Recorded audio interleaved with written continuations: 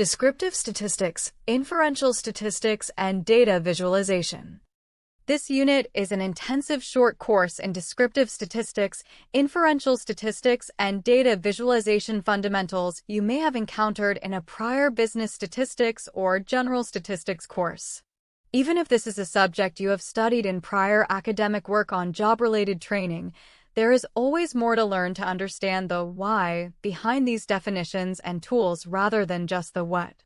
Knowing the fundamentals behind these topics is essential for developing the confidence to be a valued producer of data analysis, as well as being an educated consumer of data analysis done by others. The unit begins with descriptive statistics for describing the center, spread, and shape of data and summarizing that in statistical measures. Next, we move to inferential statistics for the hypothesis, statistical, testing necessary to make valid comparisons and conclusions given the amount of data we have in our samples and the amount of variation in the data in our samples. Finally, we explore the topic of data visualization and the creating of charts and graphs and dashboards that provide decision-makers with insightful pictures and interactive tools that support our descriptive statistics for understanding data and data relationships. The topic begins with a textbook chapter on descriptive statistics for business, which presents the statistical measures used to summarize the center, spread, and shape of the histogram of the dataset. Next, we focus on the three measures of center and determine the reasons to report on the mean, median, or mode when describing the center of a dataset. Finally, we focus on the two primary measures of spread and better understand the use of the range and standard deviation. This final topic also presents the empirical rule, which helps us visualize a data set using just the mean and standard deviation. Once you have collected data, what will you do with it? Data can be described and presented in many different formats. For example, suppose you are interested in buying a house in a particular area. You may have no clue about the house prices, so you might ask your real estate agent to give you a sample data set of prices. Looking at all the prices in the sample often is overwhelming. A better way might be to look at the median price and the variation of prices. The median and variation are just two ways that you will learn to describe data. Your agent might also provide you with a graph of the data. In this chapter, you will study numerical and graphical ways to describe and display your data. This area of statistics is called descriptive statistics. You will learn how to calculate and, even more importantly, how to interpret these measurements and graphs. A statistical graph is a tool that helps you learn about the shape or distribution of a sample or a population. A graph can be a more effective way of presenting data than a mass of numbers because we can see where data clusters and where there are only a few data values. Newspapers and the internet use graphs to show trends and to enable readers to compare facts and figures quickly. Statisticians often graph data first to get a picture of the data. Then, more formal tools may be applied. Some of the types of graphs that are used to summarize and organize data are the dot plot, the bar graph, the histogram, the stem and leaf plot, the frequency polygon, a type of broken line graph, the pie chart, and the box plot. In this chapter, we will briefly look at stem and leaf plots, line graphs, and bar graphs, as well as frequency polygons and time series graphs. One simple graph, the stem and leaf graph or stem plot, comes from the field of exploratory data analysis. It is a good choice when the data sets are small. To create the plot, divide each observation of data into a stem and a leaf. The leaf consists of a final significant digit. For example, 23 has stem 2 and leaf 3. The number 432 has stem 43 and leaf 2. Likewise, the number 5432 has stem 543 and leaf 2. The decimal 9.3 has stem 9 and leaf 3. Write the stems in a vertical line from smallest to largest. Draw a vertical line to the right of the stems. Then write the leaves in increasing order next to their corresponding stem. The stem plot is a quick way to graph data and gives an exact picture of the data. You want to look for an overall pattern and any outliers. An outlier is an observation of data that does not fit the rest of the data. It is sometimes called an extreme value. When you graph an outlier, it will appear not to fit the pattern of the graph. Some outliers are due to mistakes, for example, writing down 50 instead of 500, while others may indicate that something unusual is happening. It takes some background information to explain outliers, so we will cover them in more detail later. Histograms, frequency polygons, and time series graphs. For most of the work you do in this book, you will use a histogram to display the data. One advantage of a histogram is that it can readily display large data sets. A rule of thumb is to use a histogram when the data set consists of 100 values or more. A histogram consists of contiguous, adjoining boxes. It has both a horizontal axis and a vertical axis. The horizontal axis is labeled with what the data represents, for instance, distance from your home to school. The vertical axis is labeled either frequency or relative frequency, or percent frequency or probability. The graph will have the same shape with either label. The histogram, like the stem plot, can give you the shape of the data, the center, and the spread of the data. The relative frequency is equal to the frequency for an observed value of the data divided by the total number of data values in the sample. Remember, frequency is defined as the number of times an answer occurs. If F equals frequency, N equals total number of data values, or the sum of the individual frequencies, and RF equals relative frequency, then RF equals Fn. For example, if 3 students in an English class of 40 students received from 90% to 100%, then F equals 3, N equals 40, and RF equals Fn equals 340 equals 0.075. 7.5% of the students received 90 to 100%. 90 to 100% are quantitative measures. To construct a histogram, first decide how many bars or intervals, also called classes, represent the data. Many histograms consist of 5 to 15 bars or classes for clarity. The number of bars needs to be chosen.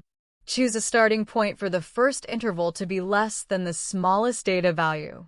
A convenient starting point is a lower value carried out to one more decimal place than the value with the most decimal places. For example, if the value with the most decimal places is 6.1 and this is the smallest value, a convenient starting point is 6.05. 6.1 to 0.05 equals 6.05. We say that 6.05 has more precision. If the value with the most decimal places is 2.23 and the lowest value is 1.5, a convenient starting point is 1.495. 1.5 to 0.005 equals 1.495.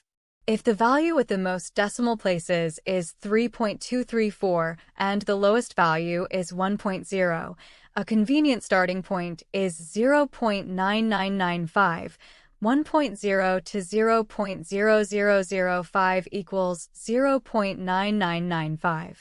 If all the data happen to be integers and the smallest value is 2, then a convenient starting point is 1.5. 2 to 0.5 equals 1.5. Also, when the starting point and other boundaries are carried to one additional decimal place, no data value will fall on a boundary. The next 2 examples go into detail about how to construct a histogram using continuous data and how to create a histogram using discrete data. Constructing a time series graph. Suppose that we want to study the temperature range of a region for an entire month. Every day at noon we note the temperature and write this down in a log. A variety of statistical studies could be done with these data. We could find the mean or the median temperature for the month. We could construct a histogram displaying the number of days that temperatures reach a certain range of values. However, all of these methods ignore a portion of the data that we have collected. One feature of the data that we may want to consider is that of time. Since each date is paired with the temperature reading for the day, we don't have to think of the data as being random. We can instead use the times given to impose a chronological order on the data. A graph that recognizes this ordering and displays the changing temperature as the month progresses is called a time series graph. To construct a time series graph, we must look at both pieces of our paired dataset. We start with a standard Cartesian coordinate system. The horizontal axis is used to plot the date or time increments, and the vertical axis is used to plot the values of the variable that we are measuring. By doing this, we make each point on the graph correspond to a date and a measured quantity. The points on the graph are typically connected by straight lines in the order in which they occur. Uses of a time series graph. Time series graphs are important tools in various applications of statistics. When recording values of the same variable over an extended period of time, sometimes it is difficult to discern any trend or pattern. However, once the same data points are displayed graphically, some features jump out. Time series graphs make trends easy to spot. How not to lie with statistics. It is important to remember that the very reason we develop a variety of methods to present data is to develop insights into the subject of what the observations represent. We want to get a sense of the data. Are the observations all very much alike, or are they spread across a wide range of values? Are they bunched at one end of the spectrum, or are they distributed evenly, and so on? We are trying to get a visual picture of the numerical data. Shortly, we will develop formal mathematical measures of the data, but our visual graphical presentation can say much. It can, unfortunately, also say much that is distracting, confusing, and simply wrong in terms of the impression the visual leaves. Many years ago, Darrell Huff wrote the book How to Lie with Statistics. It has been through 25+ printings and sold more than 1.5 million copies. His perspective was a harsh one and used many actual examples that were designed to mislead. He wanted to make people aware of such deception, but perhaps more importantly to educate so that others do not make the same errors inadvertently. Again, the goal is to enlighten with visuals that tell the story of the data. Pie charts have a number of common problems when used to convey the message of the data. Too many pieces of the pie overwhelm the reader. More than perhaps 5 or 6 categories ought to give an idea of the relative importance of each piece. This is, after all, the goal of a pie chart: what subset matters most relative to the others. If there are more components than this, then perhaps an alternative approach would be better, or perhaps some can be consolidated into an other category. Pie charts cannot show changes over time, although we see this attempted all too often. In federal, state, and city finance documents, pie charts are often presented to show the components of revenue available to the governing body for appropriation: income tax, sales tax, motor vehicle taxes, and so on. In and of itself, this is interesting information and can be nicely done with a pie chart. The error occurs when 2 years are set side by side. Because the total revenues change year to year, but the size of the pie is fixed, no real information is provided, and the relative size of each piece of the pie cannot be meaningfully compared. Histograms can be very helpful in understanding the data. Properly presented, they can be a quick visual way to present probabilities of different categories by the simple visual of comparing relative areas in each category. Here the error, purposeful or not, is to vary the width of the categories. This, of course, makes comparison to the other categories impossible. It does embellish the importance of the category with the expanded width because it has a greater area, inappropriately, and thus visually says that that category has a higher probability of occurrence. Time series graphs perhaps are the most abused. A plot of some variable across time should never be presented on axes that change partway across the page, either in the vertical or horizontal dimension. Perhaps the time frame is changed from years to months. Perhaps this is to save space or because monthly data was not available for early years. In either case, this confounds the presentation and destroys any value of the graph. If this is not done to purposefully confuse the reader, then it certainly is either lazy or sloppy work. Changing the units of measurement of the axis can smooth out a drop or accentuate one. If you want to show large changes, then measure the variable in small units, penny rather than thousands of dollars. And of course, to continue the fraud, be sure that the axis does not begin at 0, 0. If it begins at 0, 0, then it becomes apparent that the axis has been manipulated. Perhaps you have a client that is concerned with the volatility of the portfolio you manage. An easy way to present the data is to use long time periods on the time series graph. Use months or better, quarters rather than daily or weekly data. If that doesn't get the volatility down, then spread the time axis relative to the rate of return or portfolio valuation axis. If you want to show quick, dramatic growth, then shrink the time axis. Any positive growth will show visually high growth rates. Do note that if the growth is negative, then this trick will show the portfolio is collapsing at a dramatic rate. Again, the goal of descriptive statistics is to convey meaningful visuals that tell the story of the data. Purposeful manipulation is fraud and unethical at the worst, but even at its best, making these type of errors will lead to confusion on the part of the analysis. The common measures of location are quartiles and percentiles. Quartiles divide an ordered data set into 4 equal parts. The 3 quartiles of a data set are labeled as Q1, Q2, and Q3. About 1/4 of the data falls on or below the first quartile Q1. About 1/2 of the data falls on or below the second quartile Q2. About 3/4 of the data falls on or below the first quartile Q3. In the same way, percentiles divide a data set into 100 equal parts. To calculate quartiles and percentiles, the data must be ordered from smallest to largest. Quartiles divide ordered data into quarters. Percentiles divide ordered data into hundredths. To score in the 90th percentile of an exam does not mean, necessarily, that you received 90% on a test.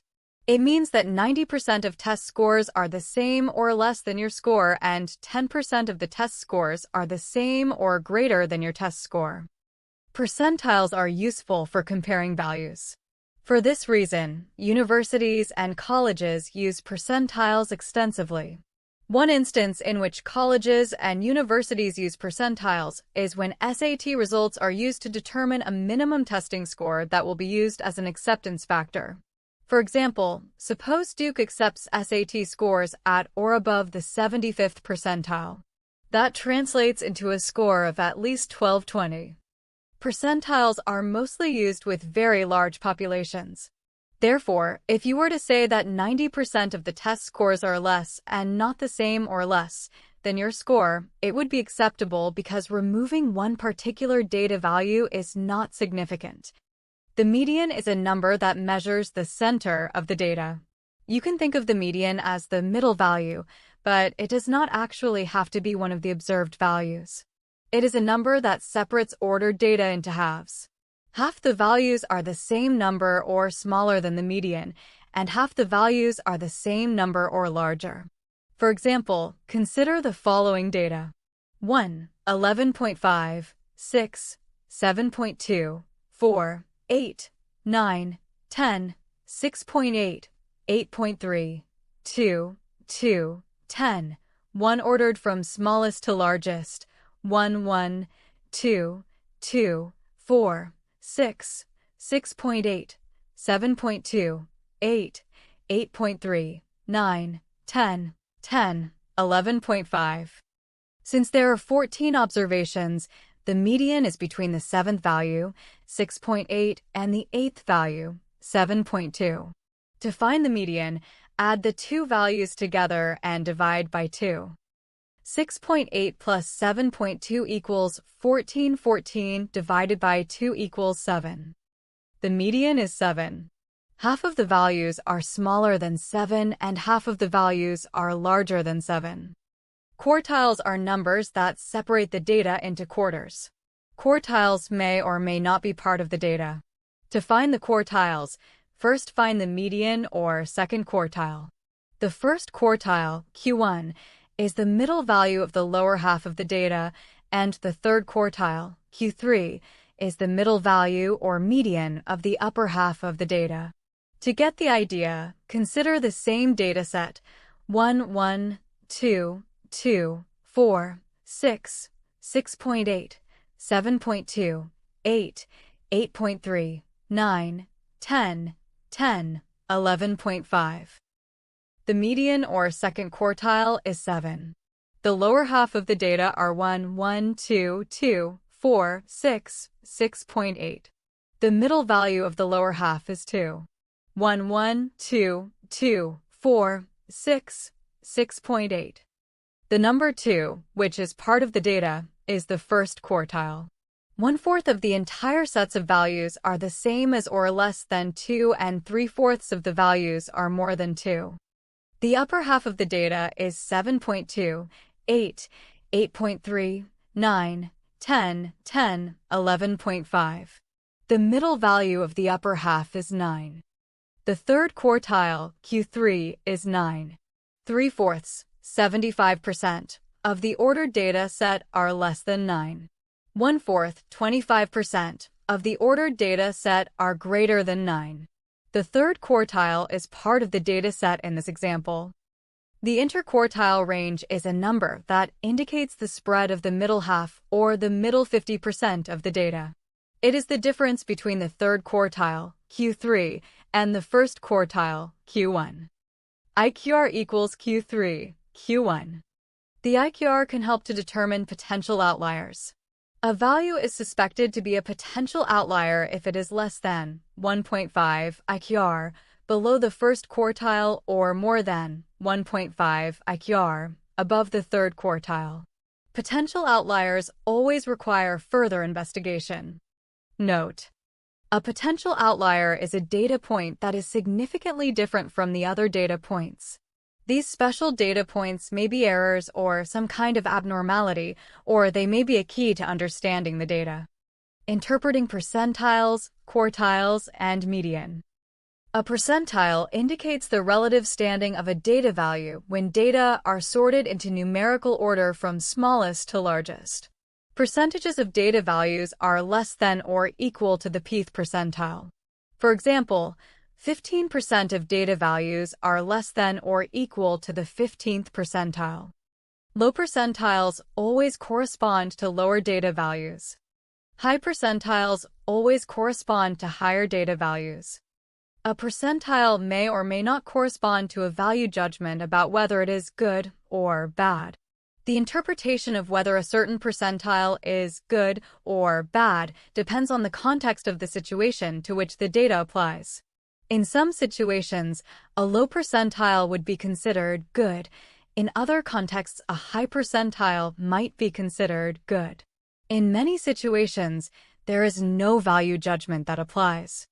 Understanding how to interpret percentiles properly is important not only when describing data, but also when calculating probabilities in later chapters of this text. Note: when writing the interpretation of a percentile in the context of the given data, the sentence should contain the following information. Information about the context of the situation being considered. The data value of the variable, that represents the percentile. The percent of individuals or items with data values below the percentile. The percent of individuals or items with data values above the percentile. The center of a data set is also a way of describing location. The two most widely used measures of the center of the data are the mean, average, and the median.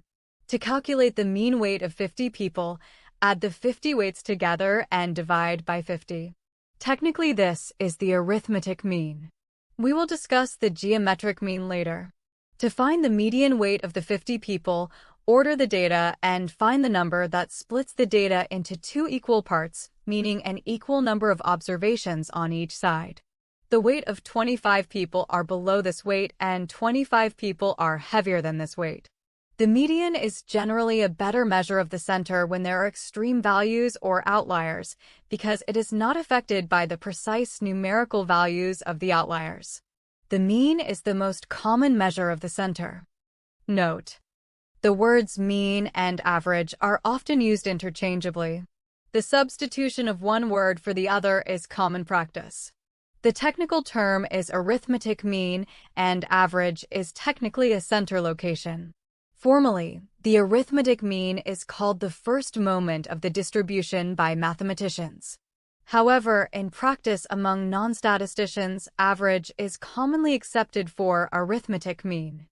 When each value in the dataset is not unique, the mean can be calculated by multiplying each distinct value by its frequency and then dividing the sum by the total number of data values. The letter used to represent the sample mean is an X with a bar over it, pronounced X bar X. The Greek letter mu, pronounced mu, represents the population mean. One of the requirements for the sample mean to be a good estimate of the population mean is for the sample taken to be truly random. Another measure of the center is the mode. The mode is the most frequent value. There can be more than one mode in a dataset as long as those values have the same frequency and that frequency is the highest. A dataset with two modes is called bimodal.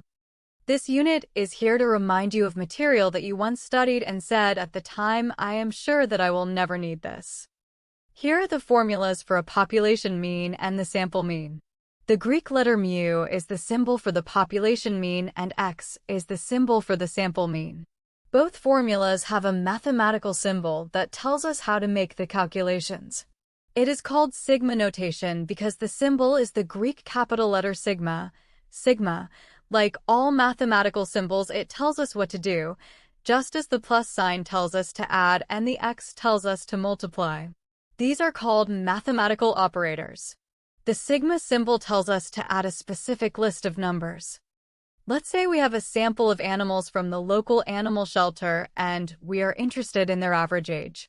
If we list each value or observation in a column, you can give each one an index number.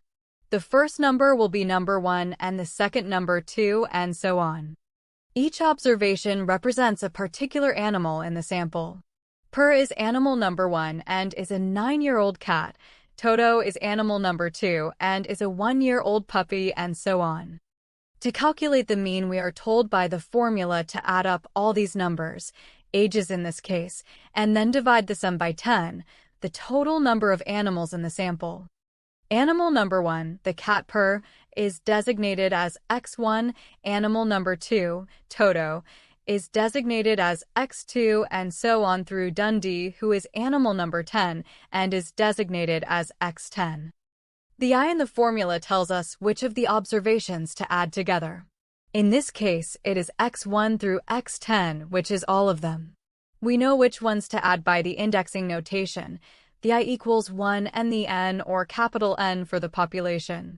For this example, the indexing notation would be I equals 1, and because it is a sample, we use a small n on the top of the sigma, which would be 10.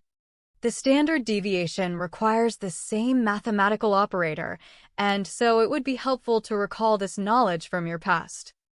The sum of the ages is found to be 78, and dividing by 10 gives us the sample mean age as 7.8 years. The mean, arithmetic, median, and mode are all measures of the center of the data, the average. They're all in their own way trying to measure the common point within the data, that which is normal. In the case of the arithmetic mean, this is solved by finding the value from which all points are equal linear distances. We can imagine that all the data values are combined through addition and then distributed back to each data point in equal amounts. The sum of all the values is what is redistributed in equal amounts, such that the total sum remains the same. The geometric mean answers the question, if all the quantities had the same value, what would that value have to be in order to achieve the same product? The geometric mean gets its name from the fact that when redistributed in this way, the sides form a geometric shape for which all sides have the same length. To see this, take the example of the numbers 10, 51.2, and 8. The geometric mean is the product of multiplying these three numbers together, 4096, and taking the cube root because there are three numbers among which this product is to be distributed. Thus, the geometric mean of these three numbers is 16. This describes a cube 16 by 16 by 16 and has a volume of 4096 units. The geometric mean is relevant in economics and finance for dealing with growth of markets, in investment, population, and other variables, the growth in which there is an interest. Imagine that our box of 4096 units, perhaps dollars, is the value of an investment after 3 years, and that the investment returns in percents were the three numbers in our example. The geometric mean will provide us with the answer to the question, what is the average rate of return? 16%. The arithmetic mean of these three numbers is 23.6%. The reason for this difference, 16 versus 23.6, is that the arithmetic mean is additive and thus does not account for the interest on the interest, compound interest, embedded in the investment growth process. The same issue arises when asking for the average rate of growth of a population or sales or market penetration, etc., knowing the annual rates of growth. The formula for the geometric mean rate of return, or any other growth rate, is Rs sadface x1 x2 xn 1 n minus 1.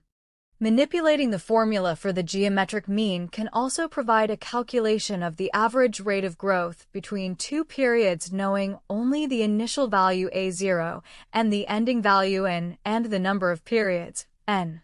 The following formula provides this information. On a 0, 1n equals x. Finally, we note that the formula for the geometric mean requires that all numbers be positive, greater than 0. The reason, of course, is that the root of a negative number is undefined for use outside of mathematical theory. There are ways to avoid this problem, however.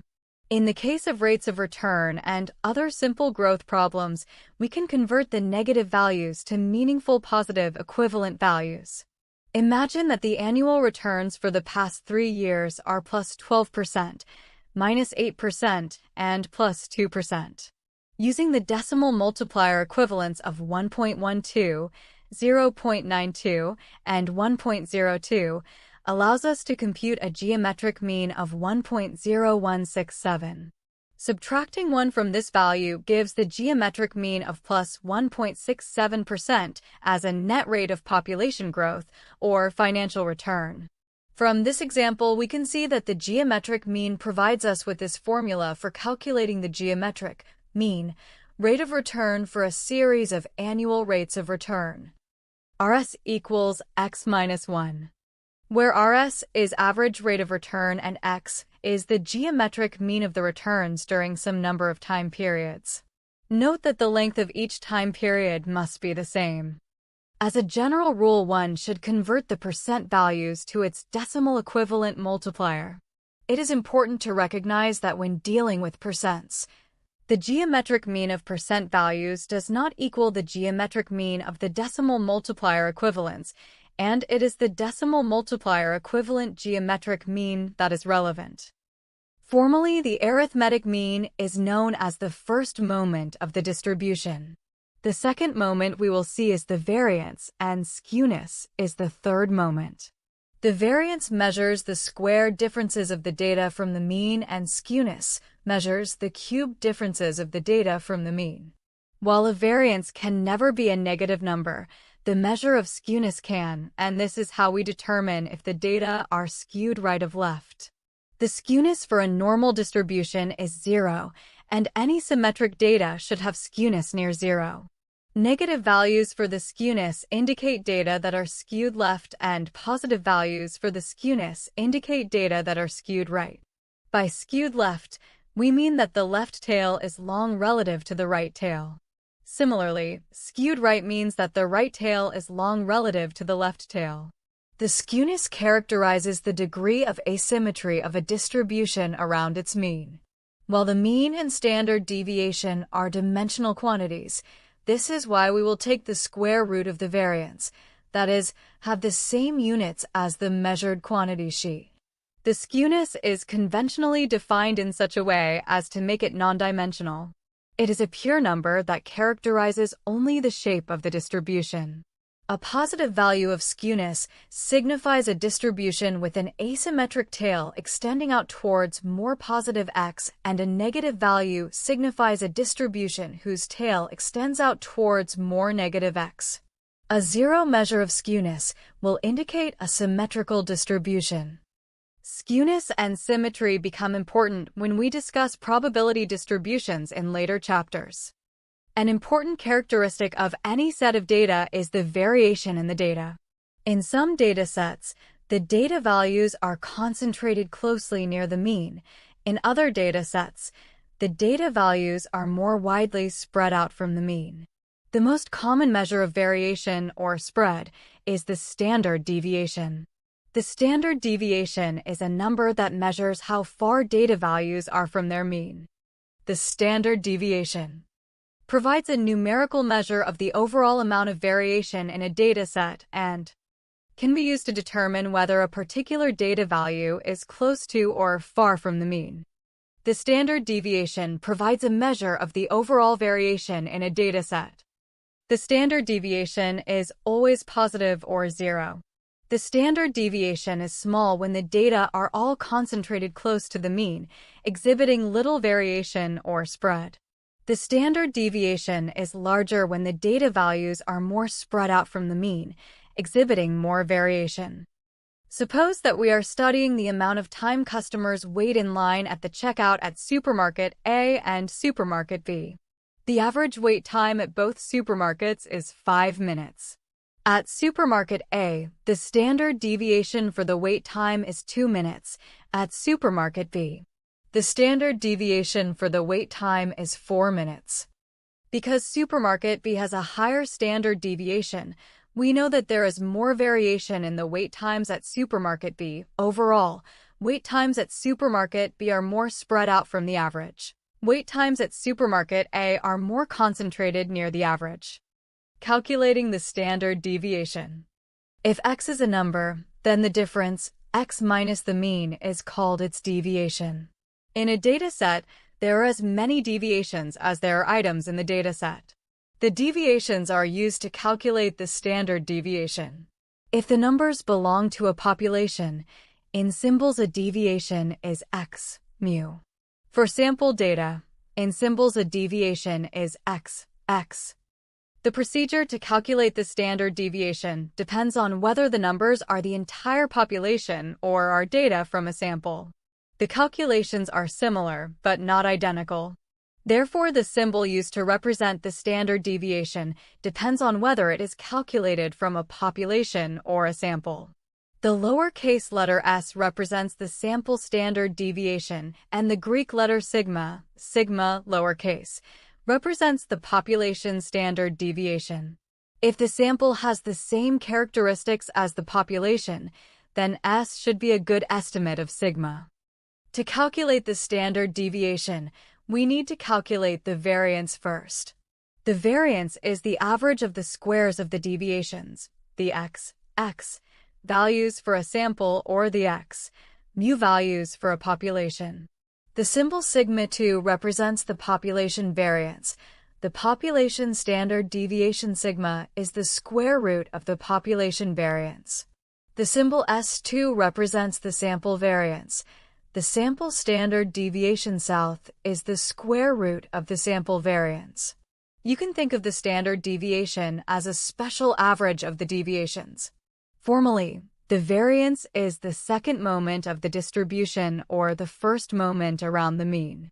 Remember that the mean is the first moment of the distribution. If the numbers come from a census of the entire population and not a sample, when we calculate the average of the squared deviations to find the variance, we divide by n, the number of items in the population. If the data are from a sample rather than a population, when we calculate the average of the squared deviations, we divide by n, 1 less than the number of items in the sample. In these formulas, f represents the frequency with which a value appears. For example, if a value appears once, F is 1. If a value appears 3 times in the data set or population, F is 3. Two important observations concerning the variance and standard deviation. The deviations are measured from the mean and the deviations are squared. In principle, the deviations could be measured from any point. However, our interest is measurement from the center weight of the data. What is the normal or most usual value of the observation? Later, we will be trying to measure the unusualness of an observation or a sample mean, and thus we need a measure from the mean. The second observation is that the deviations are squared. This does two things. First, it makes the deviations all positive, and second, it changes the units of measurement from that of the mean and the original observations. If the data are weights, then the mean is measured in pounds, but the variance is measured in pounds squared. One reason to use the standard deviation is to return to the original units of measurement by taking the square root of the variance. Further, when the deviations are squared, it explodes their value. For example, a deviation of 10 from the mean when squared is 100, but a deviation of 100 from the mean is 10,000. What this does is place great weight on outliers when calculating the variance. Types of variability in samples. When trying to study a population, a sample is often used, either for convenience or because it is not possible to access the entire population. Variability is the term used to describe the differences that may occur in these outcomes. Common types of variability include the following: observational or measurement variability, natural variability, induced variability, sample variability. Here are some examples to describe each type of variability. Example 1. Measurement variability. Measurement variability occurs when there are differences in the instruments used to measure or in the people using those instruments. If we are gathering data on how long it takes for a ball to drop from a height by having students measure the time of the drop with a stopwatch, we may experience measurement variability if the two stopwatches used were made by different manufacturers. For example, one stopwatch measures to the nearest second, whereas the other one measures to the nearest tenth of a second. We also may experience measurement variability because two different people are gathering the data. Their reaction times in pressing the button on the stopwatch may differ. Thus, the outcomes will vary accordingly. The differences in outcomes may be affected by measurement variability. Example 2. Natural variability. Natural variability arises from the differences that naturally occur because members of a population differ from each other. For example, if we have two identical corn plants and we expose both plants to the same amount of water and sunlight, they may still grow at different rates simply because they are two different corn plants. The difference in outcomes may be explained by natural variability. Example 3. Induced variability. Induced variability is the counterpart to natural variability. This occurs because we have artificially induced an element of variation that, by definition, was not present naturally. For example, we assign people to two different groups to study memory, and we induce a variable in one group by limiting the amount of sleep they get. The difference in outcomes may be affected by induced variability. Example 4. Sample variability. Sample variability occurs when multiple random samples are taken from the same population. For example, if I conduct 4 surveys of 50 people randomly selected from a given population, the differences in outcomes may be affected by sample variability. Explanation of the standard deviation calculation shown in the table.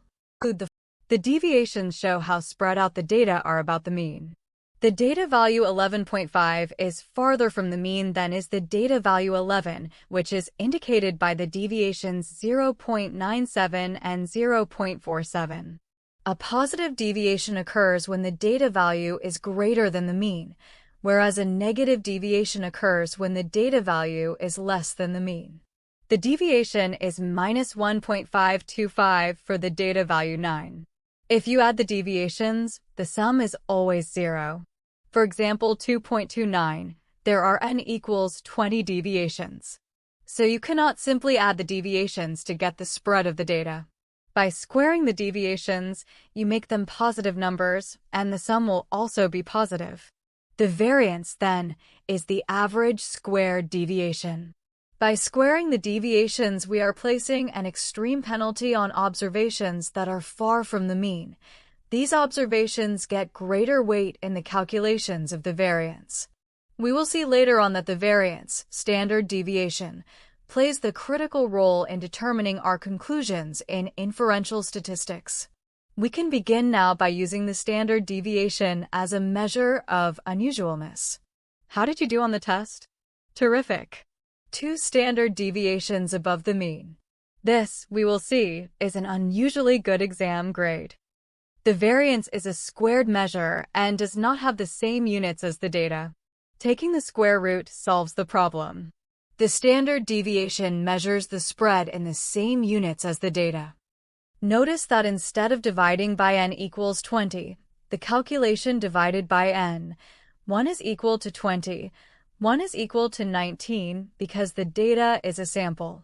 For the sample variance, we divide by the sample size minus 1 n, 1. Why not divide by n? The answer has to do with the population variance. The sample variance is an estimate of the population variance. This estimate requires us to use an estimate of the population mean rather than the actual population mean. Based on the theoretical mathematics that lies behind these calculations, dividing by n, 1, gives a better estimate of the population variance. The standard deviation, S or sigma, is either 0 or larger than 0. Describing the data with reference to the spread is called variability. The variability in data depends upon the method by which the outcomes are obtained. For example, by measuring or by random sampling. When the standard deviation is 0, there is no spread. That is, all the data values are equal to each other. The standard deviation is small when the data are all concentrated close to the mean, and is larger when the data values show more variation from the mean. When the standard deviation is a lot larger than 0, the data values are very spread out about the mean. Outliers can make S or sigma very large. Coefficient of variation. Another useful way to compare distributions besides simple comparisons of means or standard deviations is to adjust for differences in the scale of the data being measured. Quite simply, a large variation in data with a large mean is different than the same variation in data with a small mean. To adjust for the scale of the underlying data, the coefficient of variation, CV, has been developed. Mathematically, we can see that this measures the variability of the underlying data as a percentage of the mean value, the center weight of the data set. This measure is useful in comparing risk where an adjustment is warranted because of differences in scale of 2 data sets. In effect, the scale is changed to common scale, percentage differences, and allows direct comparison of the 2 or more magnitudes of variation of different data sets. 2.1 Display data. A stem and leaf plot is a way to plot data and look at the distribution. In a stem and leaf plot, all data values within a class are visible. The advantage in a stem and leaf plot is that all values are listed, unlike a histogram, which gives classes of data values. A line graph is often used to represent a set of data values in which a quantity varies with time. These graphs are useful for finding trends. That is, finding a general pattern in data sets including temperature, sales, employment, company profit, or cost over a period of time. A bar graph is a chart that uses either horizontal or vertical bars to show comparisons among categories. One axis of the chart shows the specific categories being compared, and the other axis represents a discrete value. Some bar graphs present bars clustered in groups of more than one, grouped bar graphs, and others show the bars divided into subparts to show cumulative effect, stacked bar graphs. Bar graphs are especially useful when categorical data is being used. A histogram is a graphic version of a frequency distribution. The graph consists of bars of equal width drawn adjacent to each other. The horizontal scale represents classes of quantitative data values and the vertical scale represents frequencies. The heights of the bars correspond to frequency values. Histograms are typically used for large, continuous, quantitative data sets. A frequency polygon can also be used when graphing large data sets with data points that repeat. The data usually goes on y-axis, with the frequency being graphed on the x-axis. Time series graphs can be helpful when looking at large amounts of data for one variable over a period of time. 2.2 measures of the location of the data.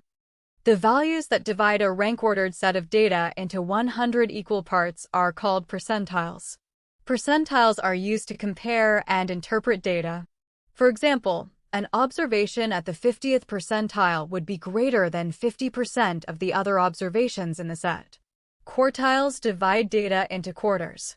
The first quartile, Q1, is the 25th percentile. The second quartile, Q2 or median, is 50th percentile, and the third quartile, Q3, is the 75th percentile. The interquartile range, or IQR, is the range of the middle 50% of the data values. The IQR is found by subtracting Q1 from Q3 and can help determine outliers by using the following two expressions. Q3 plus IQR 1.5. Q1 IQR 1.5. 2.3 measures of the center of the data. The mean and the median can be calculated to help you find the center of a data set. The mean is the best estimate for the actual data set, but the median is the best measurement when a data set contains several outliers or extreme values. The mode will tell you the most frequently occurring datum, or data, in your data set. The mean, median, and mode are extremely helpful when you need to analyze your data, but if your data set consists of ranges which lack specific values, the mean may seem impossible to calculate. However, the mean can be approximated if you add the lower boundary with the upper boundary and divide by 2 to find the midpoint of each interval. Multiply each midpoint by the number of values found in the corresponding range. Divide the sum of these values by the total number of data values in the set. 2.6 Skewness and the mean, median, and mode. Looking at the distribution of data can reveal a lot about the relationship between the mean, the median, and the mode. There are three types of distributions. A left or negative, skewed distribution has a shape like figure 2.12.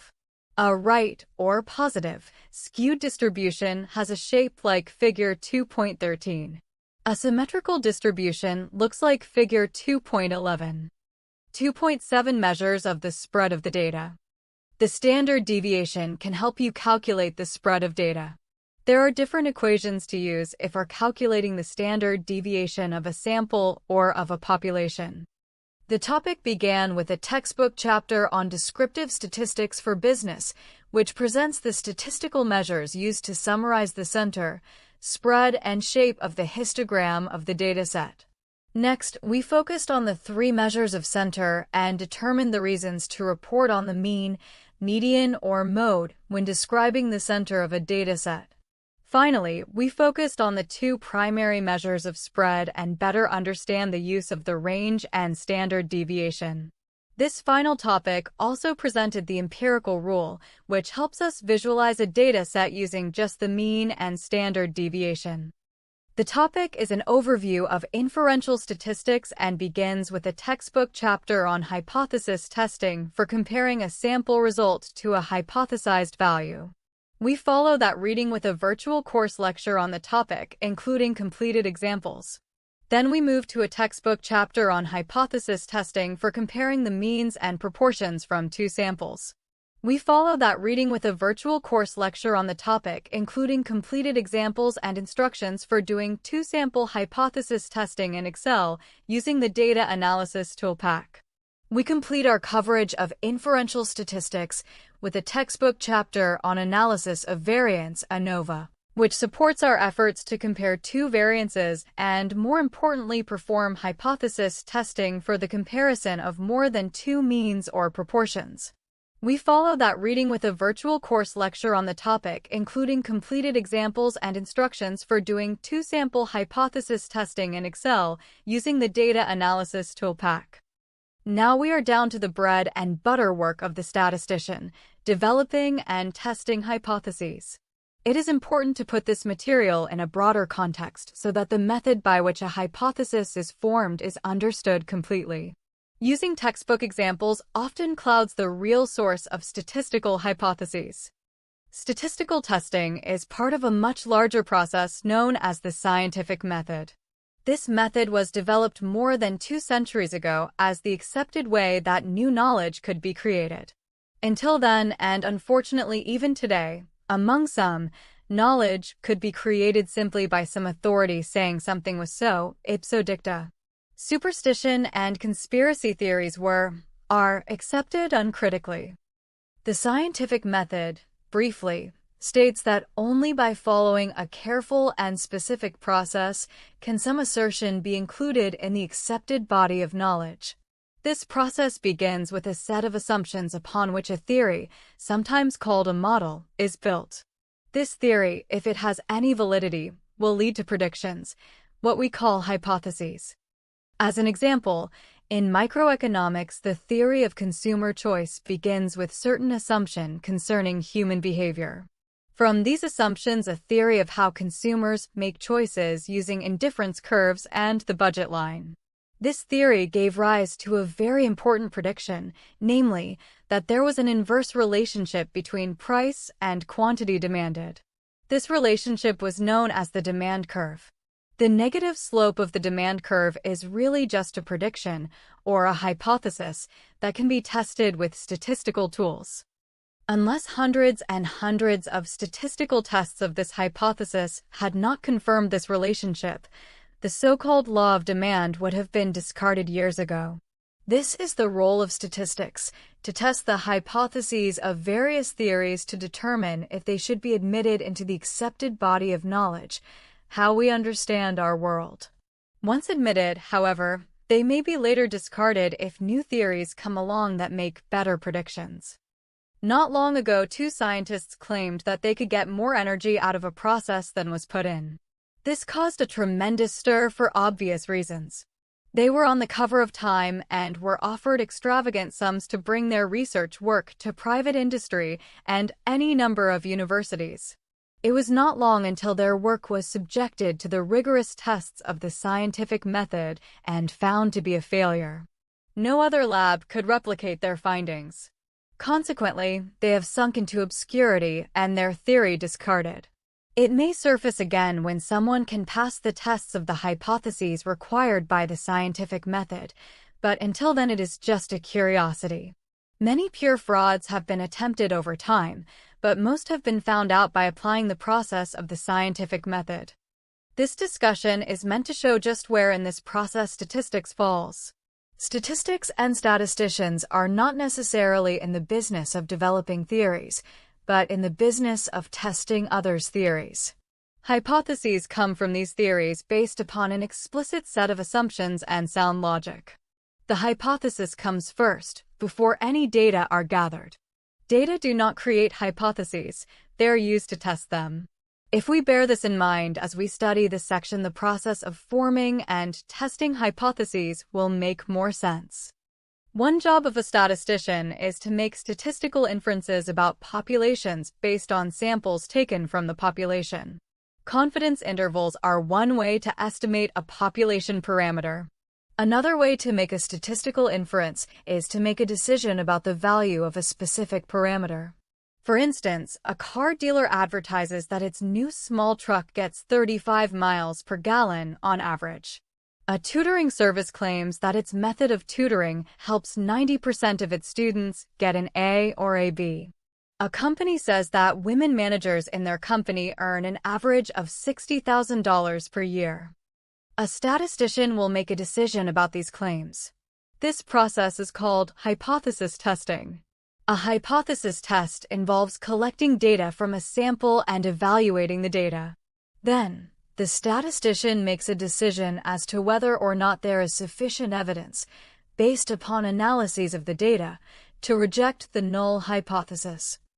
In this chapter, you will conduct hypothesis tests on single means and single proportions. You will also learn about the errors associated with these tests. The actual test begins by considering two hypotheses. They are called the null hypothesis and the alternative hypothesis. These hypotheses contain opposing viewpoints. H0, the null hypothesis. It is a statement of no difference between the variables. They are not related.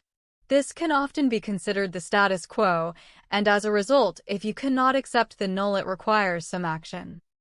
The alternative hypothesis. It is a claim about the population that is contradictory to H0 and what we conclude when we cannot accept H0.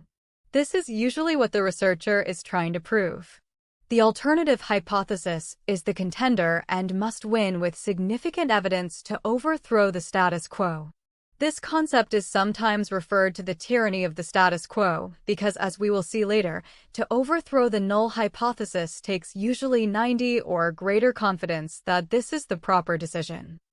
Since the null and alternative hypotheses are contradictory, you must examine evidence to decide if you have enough evidence to reject the null hypothesis or not.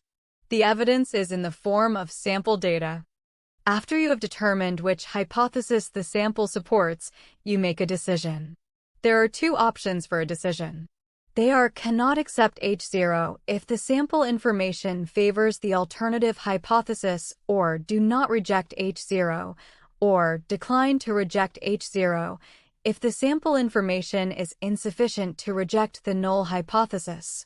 These conclusions are all based upon a level of probability, a significance level, that is set by the analyst.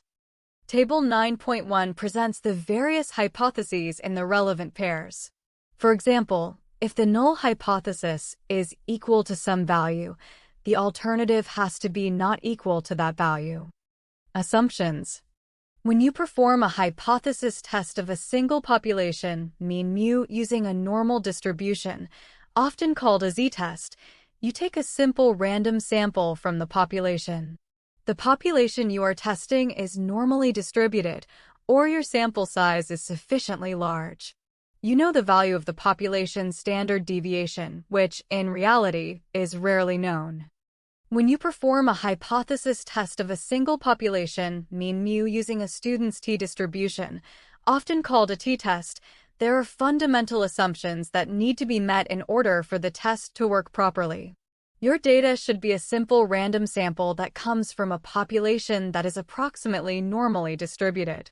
You use the sample standard deviation to approximate the population standard deviation. Note that if the sample size is sufficiently large, a t-test will work even if the population is not approximately normally distributed. When you perform a hypothesis test of a single population proportion p, you take a simple random sample from the population. You must meet the conditions for a binomial distribution. There are a certain number n of independent trials. The outcomes of any trial are success or failure, and each trial has the same probability of a success p. The shape of the binomial distribution needs to be similar to the shape of the normal distribution. To ensure this, the quantities np and nq must both be greater than 5, np5 and nq5. Then the binomial distribution of a sample, estimated proportion, can be approximated by the normal distribution with mu equals p and sigma equals pqn minus square root. Remember that q equals 1 minus pq. Hypothesis test for the mean. Going back to the standardizing formula, we can derive the test statistic for testing hypotheses concerning means. ZC equals x minus mu 0 sigma slash n minus square root. The standardizing formula cannot be solved as it is because we do not have mu, the population mean.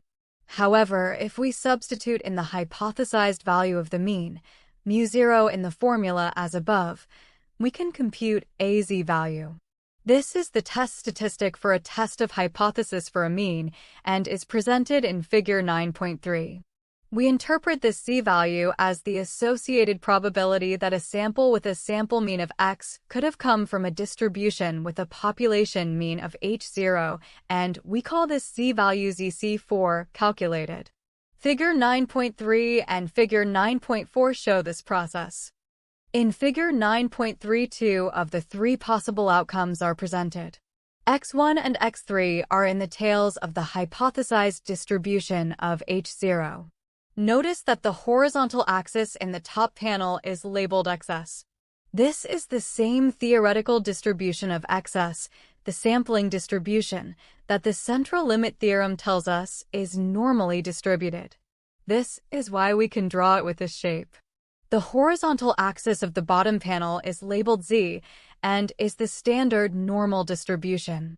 Z alpha 2 and Z alpha 2, called the critical values, are marked on the bottom panel as the z-values associated with the probability the analyst has set as the level of significance in the test, alpha. The probabilities in the tails of both panels are, therefore, the same.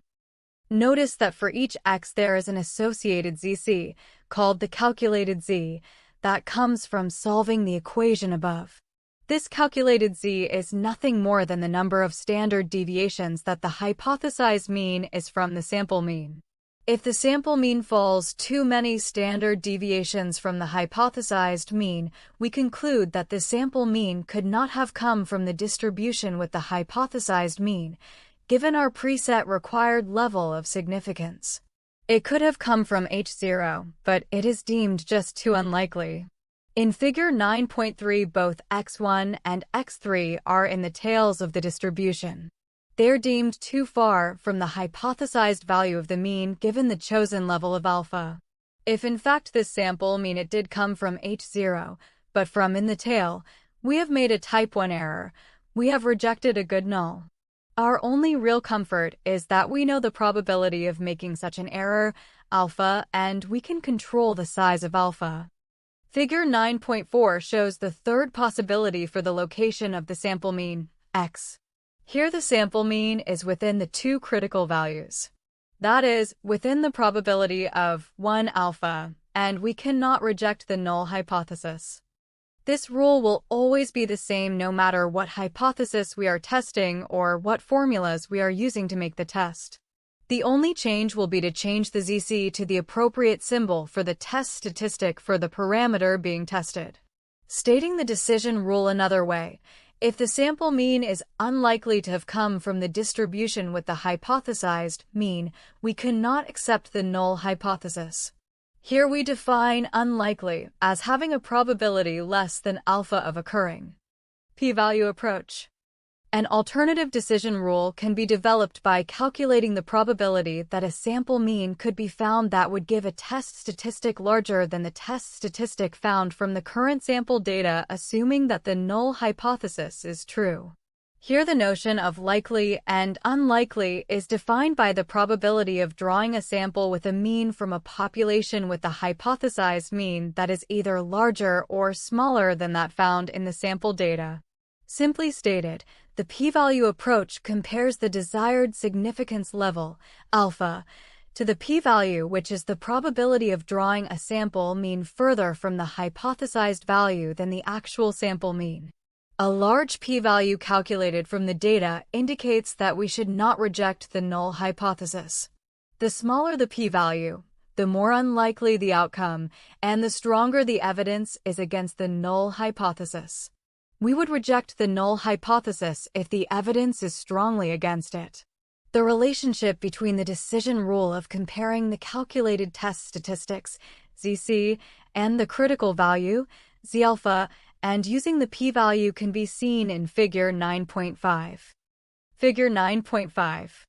The calculated value of the test statistic is ZC in this example and is marked on the bottom graph of the standard normal distribution because it is a z-value.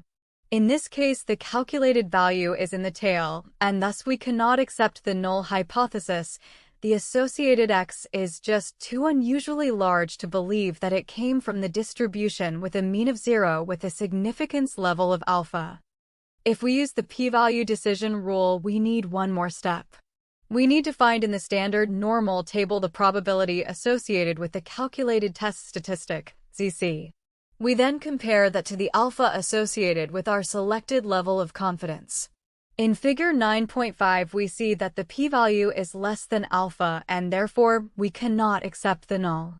We know that the p-value is less than alpha because the area under the p-value is smaller than alpha/2. It is important to note that two researchers drawing randomly from the same population may find two different p-values from their samples. This occurs because the p-value is calculated as the probability in the tail beyond the sample mean, assuming that the null hypothesis is correct. Because the sample means will in all likelihood be different, this will create two different p-values. Nevertheless, the conclusions as to the null hypothesis should be different with only the level of probability of alpha. Here is a systematic way to make a decision of whether you cannot accept or cannot reject a null hypothesis if using the p-value and a preset or preconceived alpha, the significance level. A preset alpha is the probability of a type 1 error, rejecting the null hypothesis when the null hypothesis is true. It may or may not be given to you at the beginning of the problem. In any case, the value of alpha is the decision of the analyst. When you make a decision to reject or not reject H0, do as follows. If alpha p-value cannot accept H0, the results of the sample data are significant. There is sufficient evidence to conclude that H0 is an incorrect belief and that the alternative hypothesis, may be correct. If alpha less than or equal to p-value cannot reject H0, the results of the sample data are not significant. There is not sufficient evidence to conclude that the alternative hypothesis, may be correct. In this case, the status quo stands. When you cannot reject H0, it does not mean that you should believe that H0 is true. It simply means that the sample data have failed to provide sufficient evidence to cast serious doubt about the truthfulness of H0. Remember that the null is the status quo, and it takes high probability to overthrow the status quo. This bias in favor of the null hypothesis is what gives rise to the statement tyranny of the status quo when discussing hypothesis testing and the scientific method. Both decision rules will result in the same decision, and it is a matter of preference which one is used. 1 and 2-tailed tests. The discussion of Figure 9.3, Figure 9.5 was based on the null and alternative hypothesis presented in Figure 9.3. This was called a two-tailed test because the alternative hypothesis allowed that the mean could have come from a population which was either larger or smaller than the hypothesized mean in the null hypothesis. This could be seen by the statement of the alternative hypothesis as mu is not equal to 100. In this example, it may be that the analyst has no concern about the value being too high or too low from the hypothesized value. If this is the case, it becomes a one-tailed test and all of the alpha probability is placed in just one tail and not split into alpha/2 as in the above case of a two-tailed test. Any test of a claim will be a one-tailed test. For example, a car manufacturer claims that their Model 17 provides gas mileage of greater than 25 miles per gallon. The null and alternative hypothesis would be H0 less than or equal to 25. 25. The claim would be in the alternative hypothesis. The burden of proof in hypothesis testing is carried in the alternative. This is because failing to reject the null, the status quo, must be accomplished with 90 or 95% confidence that it cannot be maintained. Said another way, we want to have only a 5 or 10% probability of making a type 1 error, rejecting a good null, overthrowing the status quo. This is a one-tailed test, and all of the alpha probability is placed in just one tail and not split into alpha/2 as in the above case of a two-tailed test. Effects of sample size on test statistic. In developing the confidence intervals for the mean from a sample, we found that most often we would not have the population standard deviation, sigma. If the sample size were less than 30, we could simply substitute the point estimate for sigma, the sample standard deviation, S, and use the student's t-distribution to correct for this lack of information. When testing hypotheses, we are faced with this same problem, and the solution is exactly the same. Namely, if the population standard deviation is unknown and the sample size is less than 30, substitute S, the point estimate for the population standard deviation, sigma, in the formula for the test statistic and use the student's t-distribution. All the formulas and figures above are unchanged except for the substitution and changing the z-distribution to the student's t-distribution on the graph. Remember that the student's t-distribution can only be computed knowing the proper degrees of freedom for the problem. In this case, the degrees of freedom is computed as before with confidence intervals, df equals n1. The calculated t-value is compared to the t-value associated with the preset level of confidence required in the test, t-alpha, df found in the student's t-tables. If we do not know sigma, but the sample size is 30 or more, we simply substitute S for sigma and use the normal distribution. Table 9.5 summarizes these rules. A systematic approach for testing a hypothesis. A systematic approach to hypothesis testing follows the following steps and in this order. This template will work for all hypotheses that you will ever test. Set up the null and alternative hypothesis. This is typically the hardest part of the process. Here the question being asked is reviewed. What parameter is being tested? A mean, a proportion, differences in means, etc. Is this a one-tailed test or two-tailed test? Decide the level of significance required for this particular case and determine the critical value. These can be found in the appropriate statistical table. The levels of confidence typical for businesses are 80, 90, 95, 98, and 99. However, the level of significance is a policy decision and should be based upon the risk of making a type 1 error, rejecting a good null. Consider the consequences of making a type 1 error. Next, on the basis of the hypotheses and sample size, select the appropriate test statistic and find the relevant critical value, z-alpha, t-alpha, etc. Drawing the relevant probability distribution and marking the critical value is always big help. Be sure to match the graph with the hypothesis, especially if it is a one-tailed test. Take a samples and calculate the relevant parameters, sample mean, standard deviation, or proportion. Using the formula for the test statistic from above in step 2, now calculate the test statistic for this particular case, using the parameters you have just calculated.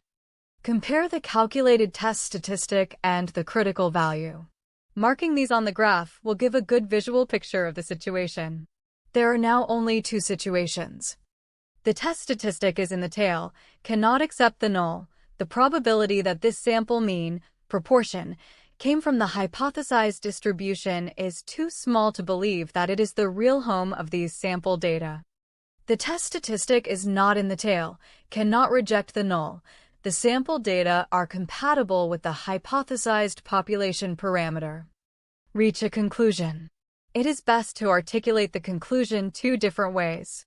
First, a formal statistical conclusion, such as with a 5% level of significance, we cannot accept the null hypotheses that the population mean is equal to XX units of measurement. The second statement of the conclusion is less formal and states the action or lack of action required. If the formal conclusion was that above, then the informal one might be, the machine is broken and we need to shut it down and call for repairs. All hypotheses tested will go through this same process. The only changes are the relevant formulas, and those are determined by the hypothesis required to answer the original question. Hypothesis test for proportions. Just as there were confidence intervals for proportions, or more formally, the population parameter P of the binomial distribution, there is the ability to test hypotheses concerning P. The population parameter for the binomial is P. The estimated value, point estimate, for P is P, where P equals x/n, X is the number of successes in the sample and N is the sample size. When you perform a hypothesis test of a population proportion P, you take a simple random sample from the population. The conditions for a binomial distribution must be met, which are, there are a certain number N of independent trials, meaning random sampling. The outcomes of any trial are binary, success or failure, and each trial has the same probability of a success P.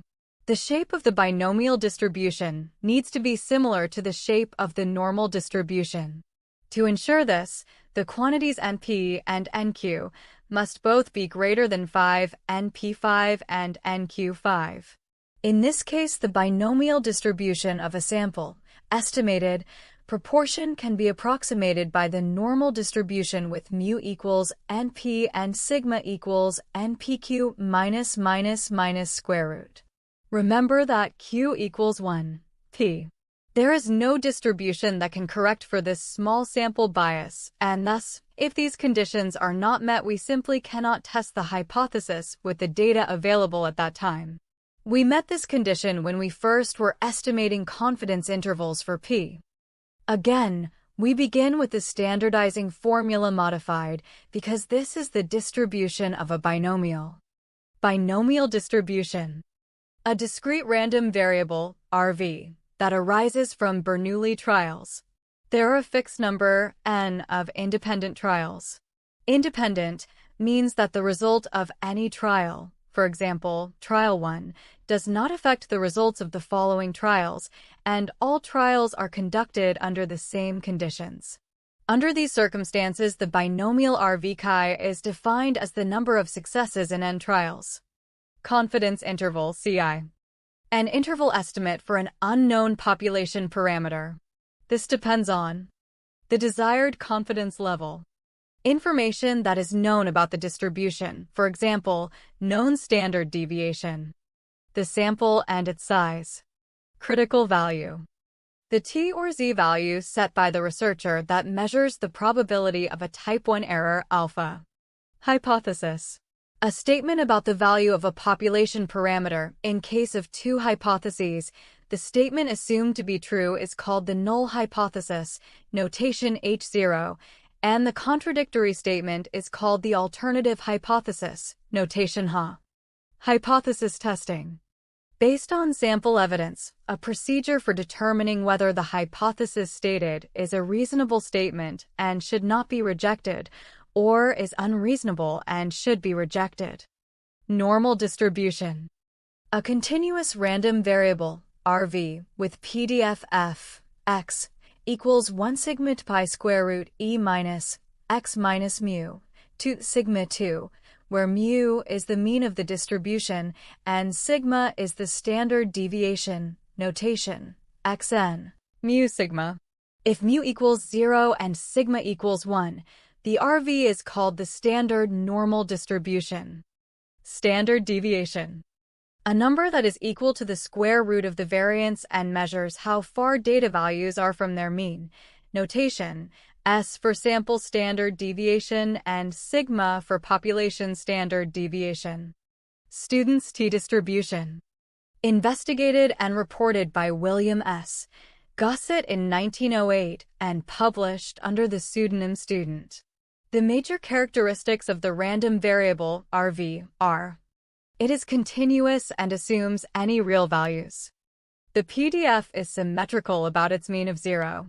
However, it is more spread out and flatter at the apex than the normal distribution. It approaches the standard normal distribution as n gets larger. There is a family of t-distributions. Every representative of the family is completely defined by the number of degrees of freedom, which is one less than the number of data items. Test statistic. The formula that counts the number of standard deviations on the relevant distribution that estimated parameter is away from the hypothesized value. Type 1 error. The decision is to reject the null hypothesis when, in fact, the null hypothesis is true. Type 2 error. The decision is not to reject the null hypothesis when, in fact, the null hypothesis is false. Studies often compare two groups. For example, researchers are interested in the effect aspirin has in preventing heart attacks. Over the last few years, newspapers and magazines have reported various aspirin studies involving two groups. Typically, one group is given aspirin and the other group is given a placebo. Then, the heart attack rate is studied over several years. There are other situations that deal with the comparison of two groups. For example, studies compare various diet and exercise programs. Politicians compare the proportion of individuals from different income brackets who might vote for them. Students are interested in whether SAT or GRE preparatory courses really help raise their scores. Many business applications require comparing two groups. It may be the investment returns of two different investment strategies or the differences in production efficiency of different management styles.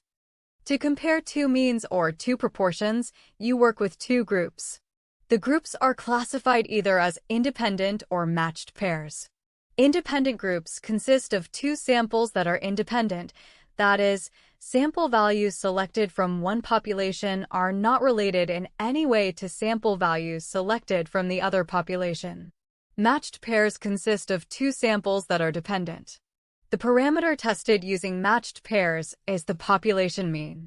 The parameters tested using independent groups are either population means or population proportions of each group. The comparison of two independent population means is very common and provides a way to test the hypothesis that the two groups differ from each other. Is the night shift less productive than the day shift? Are the rates of return from fixed asset investments different from those from common stock investments, and so on?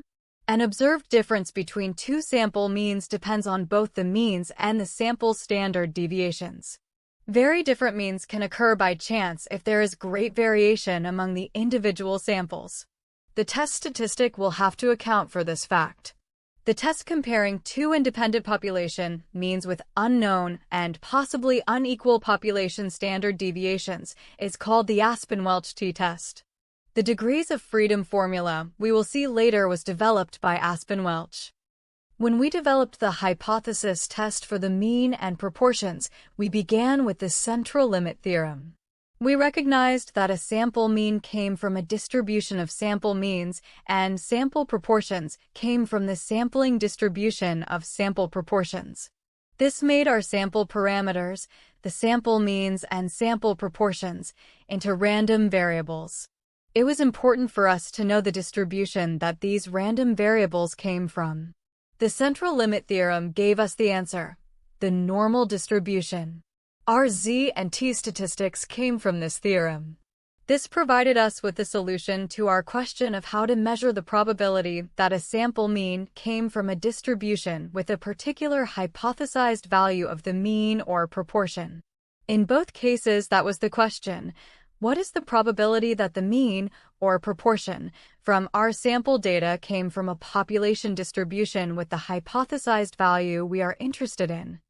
Now we are interested in whether or not two samples have the same mean.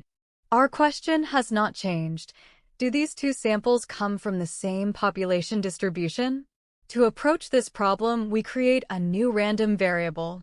We recognize that we have two sample means, one from each set of data, and thus we have two random variables coming from two unknown distributions. To solve the problem, we create a new random variable, the difference between the sample means.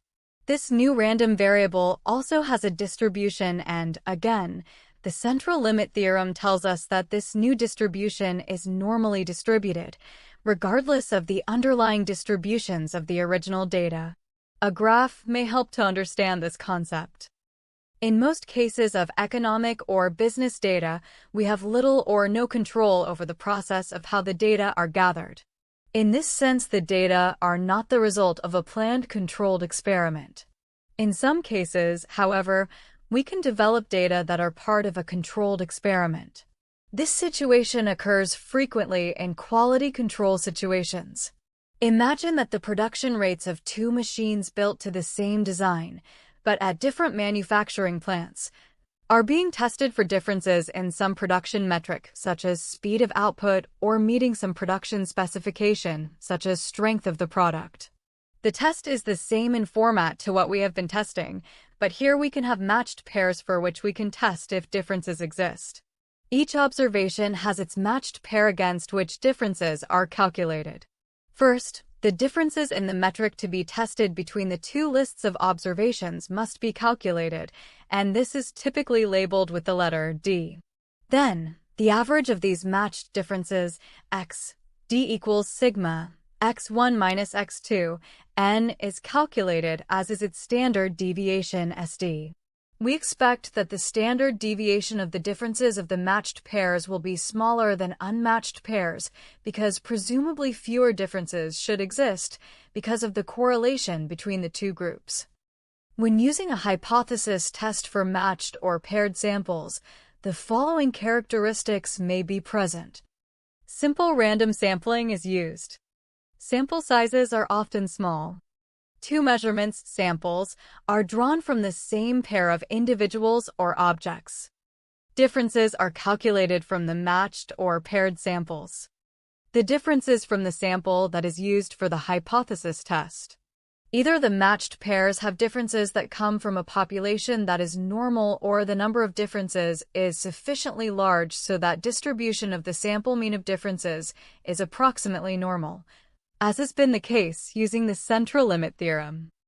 In a hypothesis test for matched or paired samples, subjects are matched in pairs and differences are calculated. The differences are the data. The population mean for the differences, μd, is then tested using a student's t-test for a single population mean with n, 1 degrees of freedom, where n is the number of differences, that is, the number of pairs, not the number of observations. Cohen's d, a measure of effect size based on the differences between two means. If d is between 0 and 0.2, then the effect is small. If d approaches is 0.5, then the effect is medium, and if d approaches 0.8, then it is a large effect. Independent groups. Two samples that are selected from two populations, and the values from one population are not related in any way to the values from the other population. Matched pairs. Two samples that are dependent. Differences between a before and after scenario are tested by testing one population mean of differences. Pooled variance. A weighted average of two variances that can then be used when calculating standard error. Many statistical applications in psychology, social science, business administration, and the natural sciences involve several groups.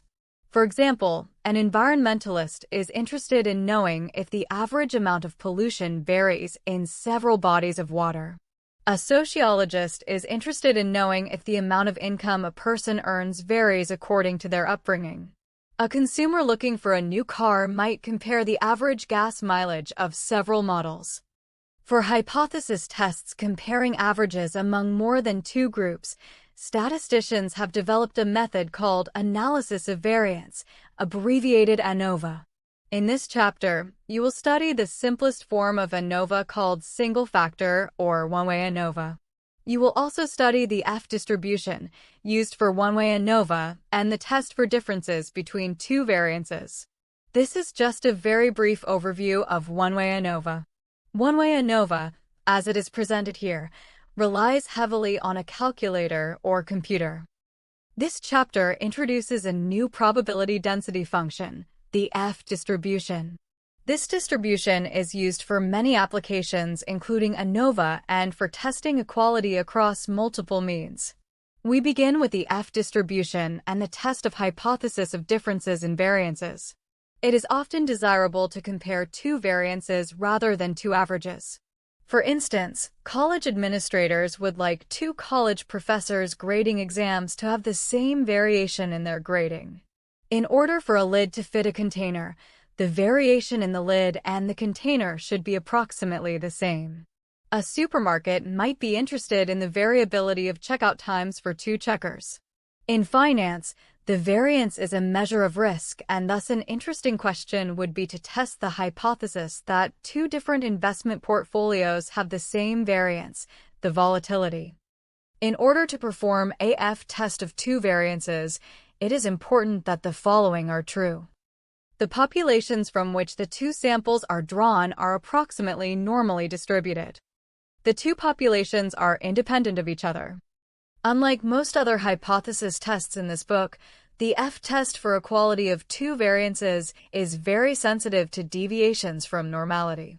If the two distributions are not normal or close, the test can give a biased result for the test statistic.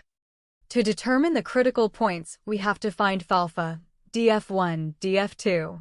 See Appendix A for the F-table. This F-table has values for various levels of significance from 0.1 to 0.001 designated as P in the first column. To find the critical value, choose the desired significance level and follow down and across to find the critical value at the intersection of the two different degrees of freedom. The F distribution has two different degrees of freedom, one associated with the numerator, df1, and one associated with the denominator, df2, and to complicate matters, the F distribution is not symmetrical and changes the degree of skewness as the degrees of freedom change. The degrees of freedom in the numerator is n1-1, where n1 is the sample size for group 1, and the degrees of freedom in the denominator is n2-1, where n2 is the sample size for group 2. F alpha, df1, df2 will give the critical value on the upper end of the F distribution. To find the critical value for the lower end of the distribution, reverse the degrees of freedom and divide the F value from the table into 1. Upper tail critical value, F alpha, df1, df2. Lower tail critical value, 1/F alpha, df2, df1. When the calculated value of F is between the critical values, not in the tail, we cannot reject the null hypothesis that the two variances came from a population with the same variance. If the calculated F value is in either tail, we cannot accept the null hypothesis, just as we have been doing for all of the previous tests of hypothesis. An alternative way of finding the critical values of the F distribution makes the use of the F-table easier. We note in the F-table that all the values of F are greater than 1, therefore the critical F value for the left-hand tail will always be less than 1, because to find the critical value on the left tail we divide an F value into the number 1 as shown above. We also note that if the sample variance in the numerator of the test statistic is larger than the sample variance in the denominator, the resulting F value will be greater than 1. The shorthand method for this test is thus to be sure that the larger of the two sample variances is placed in the numerator to calculate the test statistic. This will mean that only the right-hand tail critical value will have to be found in the F-table. The topic is an overview of inferential statistics and began with a textbook chapter on hypothesis testing for comparing a sample result to a hypothesized value. We followed that reading with a virtual course lecture on the topic, including completed examples. Then we moved to a textbook chapter on hypothesis testing for comparing the means and proportions from two samples.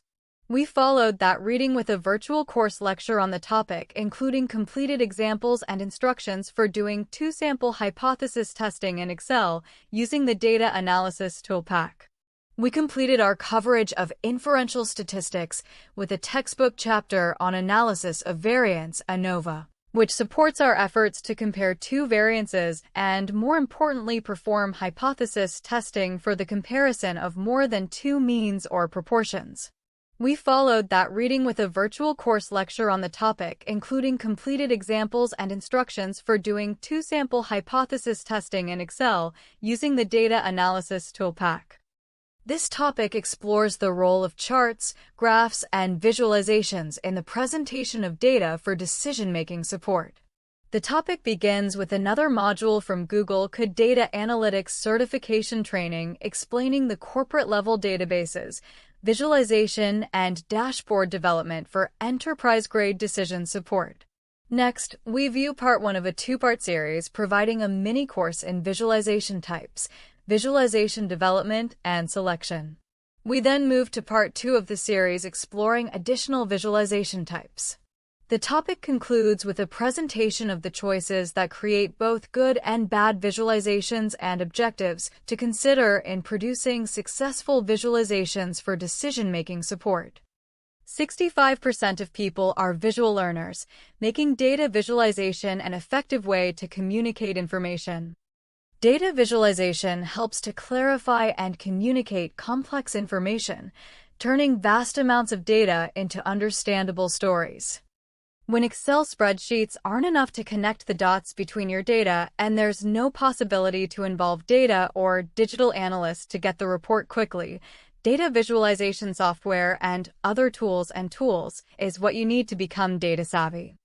In this article, which was last updated in March 2025, we'll show you what data visualization techniques are available, how to visualize data correctly, which tools can be used for engaging and interactive visualizations without any help from developers or data professionals, and how to choose a tool that suits your specific needs. What is data visualization?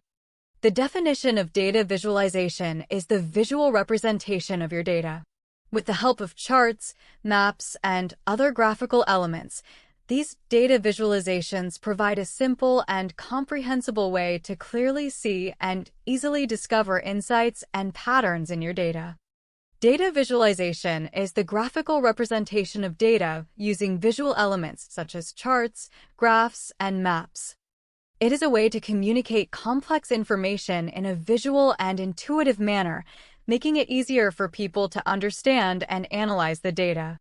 By transforming raw data into visual representations, data visualization allows patterns, trends, and insights to be easily identified and interpreted. Data visualization is also a powerful storytelling tool.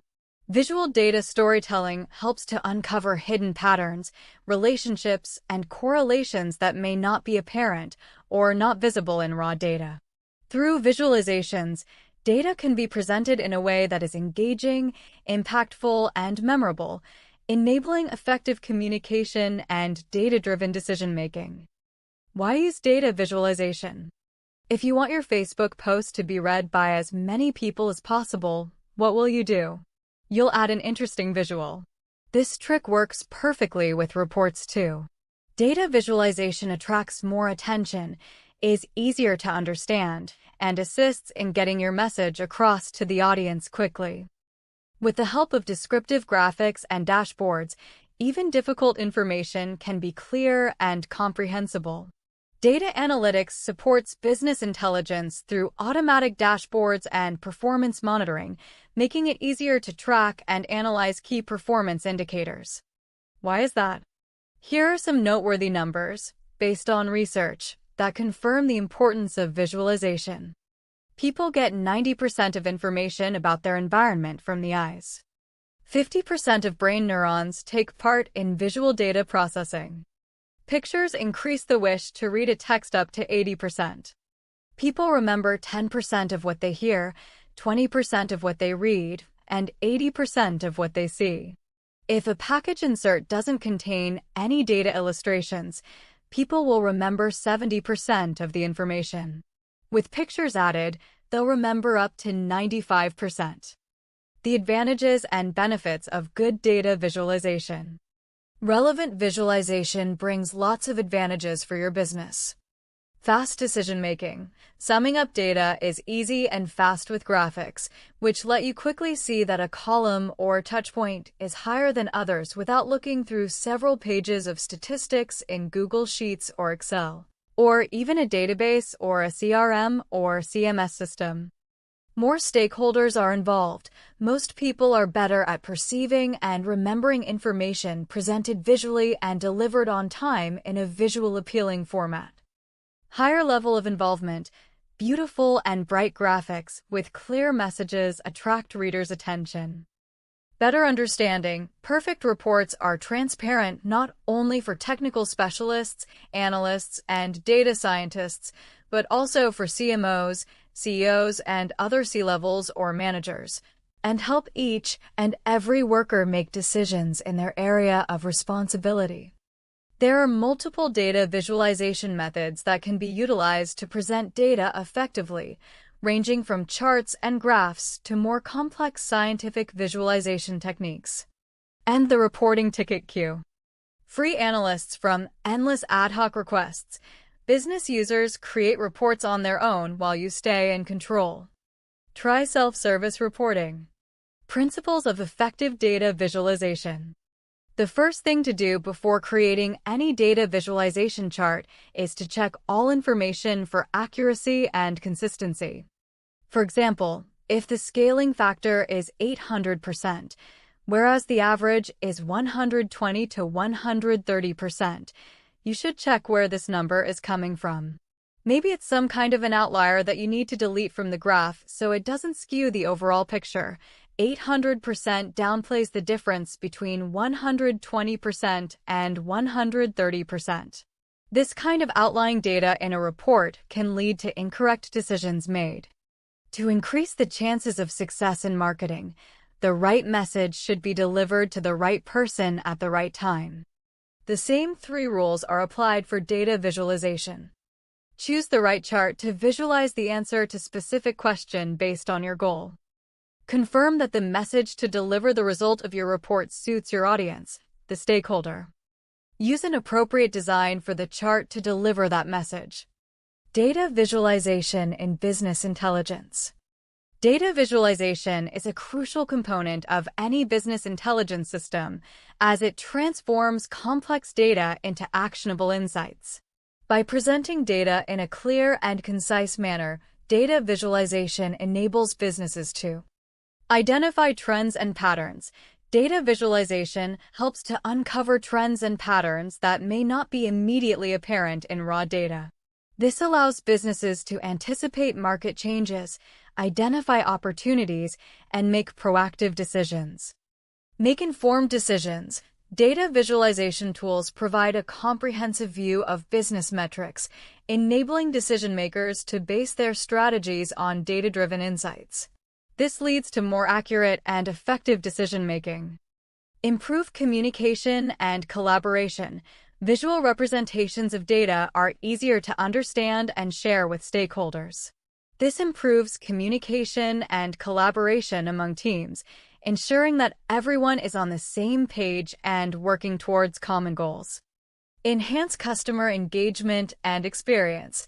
By visualizing customer data, businesses can gain insights into customer behavior and preferences. This helps in personalizing marketing efforts, improving customer service, and enhancing the overall customer experience. Increase productivity and efficiency. Data visualization tools streamline the process of data analysis, reducing the time and effort required to interpret data. This increases productivity and allows teams to focus on strategic initiatives. Importance of data visualization techniques. Data visualization plays a crucial role in simplifying complex information, enabling faster decision-making and clearer insights. By representing data in a structured visual format, businesses, analysts, business professionals, and researchers can quickly identify patterns, correlations, and anomalies that might not be apparent in raw datasets. Before visualizing, it's essential to ensure the underlying data is accurate and well-structured. Automated data extraction tools, such as Zenrose, can help collect clean and organized data from web sources, making it easier to feed reliable inputs into visualization dashboards. A well-designed data visualization dashboard makes it easier to communicate findings to stakeholders who may not have technical expertise. For example, a trend in sales performance over time is more intuitive when shown through a line chart rather than a spreadsheet of numbers. Similarly, a heat map can highlight areas of high customer activity without requiring extensive data interpretation. Pie charts are also popular examples for representing parts of a whole within larger datasets, simplifying complex information for better comprehension by audiences. Beyond improving clarity, data visualization enhances engagement and storytelling. Interactive visualizations, in particular, allow users to manipulate data in real time to create visuals, uncovering deeper insights through filters, hover effects, and zoom features. These dynamic representations are especially useful for dashboards, reports, and presentations where audiences need to explore multiple facets of the data.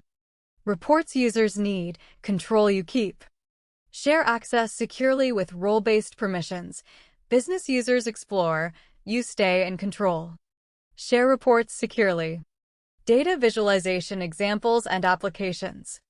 Data visualizations have a wide range of applications across various industries, each leveraging visual analytics tools to gain insights and drive decisions. Here are some examples of how data visualizations are applied in different sectors. Business. In the business world, data visualizations are used to analyze customer behavior, track sales trends, and optimize marketing campaigns. Healthcare. Data visualizations play a critical role in healthcare by analyzing patient outcomes, tracking disease trends, and optimizing treatment plans. Education. In education, data visualizations are used to analyze student performance, track learning outcomes, and optimize teaching methods. Finance. The finance industry relies heavily on data visualizations to analyze market trends, track portfolio performance, and optimize investment strategies. How to tell the visual story by visualizing data. The second important thing that you have to take into account while working with visualization is choosing the right message for the audience. The information you talk about, the story you tell, and the visual context of the report should be clear and informative for your readers. Here's a chart that was awarded the prestigious Data Journalism Award. For people who aren't familiar with the background to the story, this chart looks like a picture made by a 3-year-old. However, when you find out a little bit more about it, you can see the huge amount of work done by its authors. Charles Seif and Peter Aldhus, BuzzFeed news editors, used the R language to visualize flight data obtained by FBI and DHS agents as part of air surveillance. Specifically, this chart shows flights above the house and mosque of those responsible for the mass shooting in December 2015 in San Bernardino, California. While choosing the parameters you want to visualize on one chart, you have to confirm that they can be combined. Some combinations just aren't logical, though at first sight the information correlates perfectly. Here's an example of such a chart with a faulty correlation. It shows that the number of people who drowned by falling into a pool correlates with the number of Nicolas Cage films. The next things you should take into account when creating a chart are the scale and scope. People are used to the fact that measurements on axes start from the bottom and from the left. If you change the direction of measurement, it will confuse an inattentive audience. Although we should mention that reversing the measurement is possible when used as a tactical maneuver, as in this example. At first sight, it may seem that the number of murders committed using firearms has been decreasing over the years. In fact, it's the opposite, as the scale starts from the top. Perhaps the author of the chart did this on purpose to decrease the negative response to the results shown.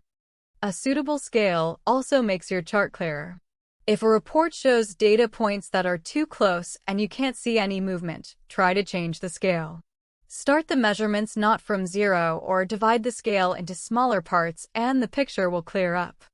Alt text. Side-by-side bar charts representing interest rates over time, with different y-axis scales affecting data interpretation. Before giving a report to the stakeholder, make sure that the chart loads fast. Slow loading kills all your efforts. Data updates on your terms. Automate refreshes to match decision cycles. Business users set the timing, not IT. Control the schedule. Designing the data visualization dashboard. Remember, the golden rule when you're crafting your chart design is to keep it simple.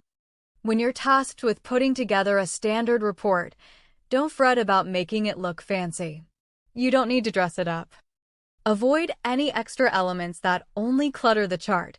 Too many colors and structures, 3D volume, shadows, gradients, etc. A bar chart is a fundamental method for visualizing data, allowing for easy comparison of multiple data factors and illustrating changes in data values over time. The simpler a chart is, the easier it is for the readers to understand the information you want to share. Don't make your visualizations too small, and don't put all charts on the same dashboard page. It's considered bad style to use more than 3 types of charts on one slide or the same dashboard page.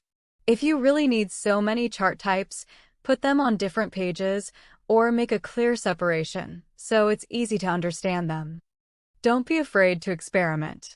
If you have a task that's not typical, perhaps your solution should also be non-standard. In the infographic below, we can see the wing movement patterns of different animals. The dynamic visualization is totally relevant. Let's have a look at some data visualization tools examples and discuss how to choose the right one for your goals.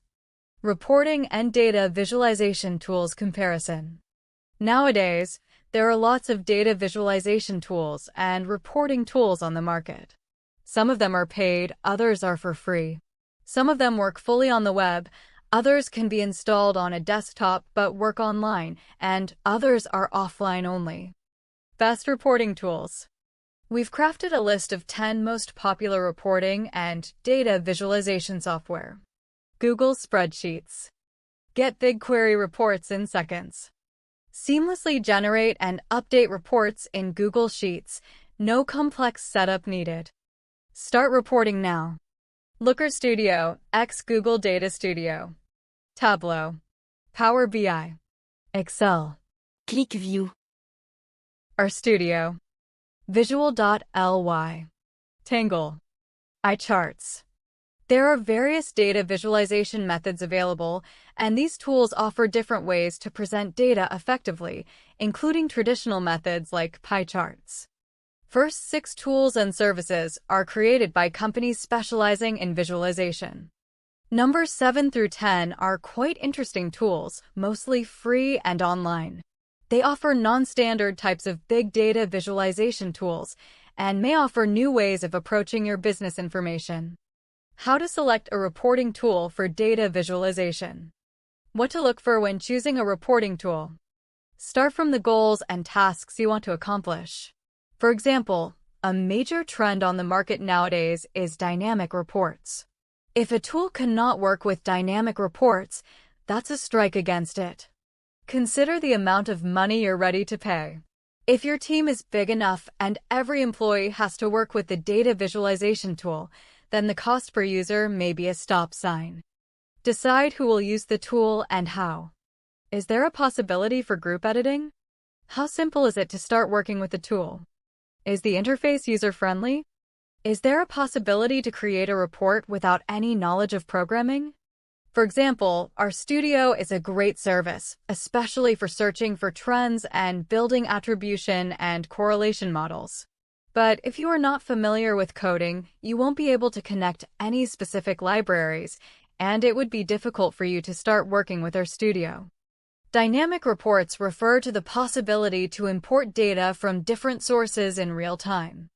For example, Looker Studio, formerly Google Data Studio, doesn't have dynamic reports in place. Let's say we've connected a Looker Studio request from Google BigQuery and then changed something in this request. To record these changes in the report, we need to at least refresh the page. However, if we add or delete some fields in Google BigQuery, not just change the logic of the calculation, but change the table structure, then Looker Studio would show an error. You'll have to rebuild the dashboard to get the visualizations in place. OBI. OWOX BI is a comprehensive analytics platform that covers everything from data collection and streaming to attribution modeling and reporting. With OWOX BI, companies get a complete view of their marketing activities across various channels, empowering advertising specialists to optimize their ad spending and achieve better ROI through effective data visualizations. 3 whales of data management and data analysis. OWOX BI pipelines facilitate seamless data collection from various advertising platforms, CRMs, and website builders, enabling organizations to consolidate all their data in one place in order to have a data source of truth and gain better insights. This data collection is a crucial part of the larger field of analytics, which helps organizations track and analyze key performance indicators to derive actionable insights. OWASP BI Streaming is a cookieless real-time user behavior tracking system, ensuring privacy compliance with regulation and extending the lifespan of cookies. Marketers can accurately track the entire conversion journey, find the true sources of conversions, and gain a deeper understanding of customer behavior. OWASP BI transformation saves time on data preparation, average of 70 hours per month. With pre-built low or no-code transformation templates based on 100s delivered projects across multiple industries, businesses can quickly produce trusted datasets for reporting, modeling, and operational workflows. Sessionization. Group on-site events into sessions to find conversion sources. Cost data blending. Merge ad cost data across channels to compare campaign KPIs in a single report. Attribute ad costs to sessions to measure cohorts and pages ROI. Create cross-device user profiles across different devices. Identify new and returning user types for accurate analysis. Apply a set of attribution models. Choose from standard attribution models like first click, LN-C, linear, U-shape, and time decay, or create a custom machine learning funnel-based attribution model. Use modeled conversion for cookieless measurements and conversion predictions. Prepare data for marketing reports in minutes. Lastly, OWASP BI integrates with visualization tools like Looker Studio, Tableau, or Power BI, enhancing data-driven decision-making by building customizable reports and keeping the data always up to date. OWASP BI advantages and benefits. No technical background, coding experience, or knowledge of SQL is required. Simple and user-friendly interface. You can collect all of the data and generate reports using our dashboard templates and customize what matters for you the most. It helps to clarify and communicate complex information, and with OWASP BI, you can simplify vast amounts of data into understandable stories. If you want to working with your data in Google Sheets, you can easily export an aggregated dataset from BigQuery to Google Sheets with our Reports add-on. Note: for enterprise customers, OWASP BI Expert Team will set up a data model tailored to your business. You'll be able to evaluate the impact of all marketing efforts, both online and offline. Types of data you can use. User actions on your site. You can set up the collection of raw data from the site in Google BigQuery using OWASP BI Streaming. Or you can use the native standard export from Google Analytics 360 or Google Analytics 4 to Google BigQuery. There are multiple data visualization methods that can be utilized to present this data effectively, including charts, graphs, and other approaches. Endless iterations, zero tickets. Business users tweak and adapt reports instantly. Analysts stay focused on strategy, not repetitive requests. Unlock self-service. Looker Studio by Google. Looker Studio, also known as Data Studio, allows you to connect data sources, easily build charts, reports, and add elements to visualize and share reports with colleagues in a way that's similar to other Google products.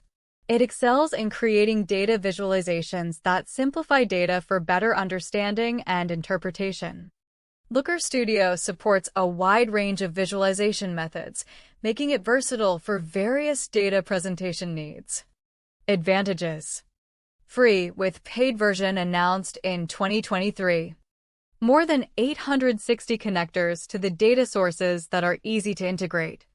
Allows to use data from several sources via one dashboard. Convenient to share reports.